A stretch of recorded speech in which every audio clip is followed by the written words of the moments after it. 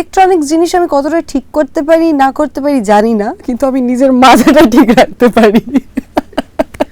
সেটা হচ্ছে সবচেয়ে বেশি দরকার জীবনে, মাথা ঠান্ডা রাখাটা। Electronics engineer, right?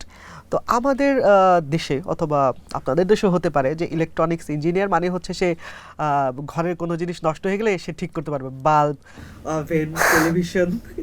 এরকম এরকম হয়েছে কিনা, মজার কোনো ঘটনা আছে কি? প্রচুর ঘটনা আছে। মানে কোথাও গেলে যখন আমি প্রথমে ইঞ্জিনিয়ারিং পড়তে শুরু করি তখন সবাই, তারপরেও পাস আউট করার পরেও মানুষ, এই ফ্রিজটা খারাপ হয়ে গেছে একটু দেখে দিবি, এই গাড়িটা চলছে না একটু ঠিক করে দিবি, এই বাল্বটা, এই ওটা একটু, এটা একটু সাথে, ও তো ওকে দাও না, ও ঠিক করে দেবো, তো ইঞ্জিনিয়ার। মানে প্রচুর প্রচুর শুনেছি, আর বেশ মজাও লাগে এগুলো শুনতে। ইলেকট্রনিক্স জিনিসের মধ্যে আসলে সুস্মিতা কি কি ঠিক করতে পারে? বাল্ব কখনো লাগিয়েছে নিজ হাতে?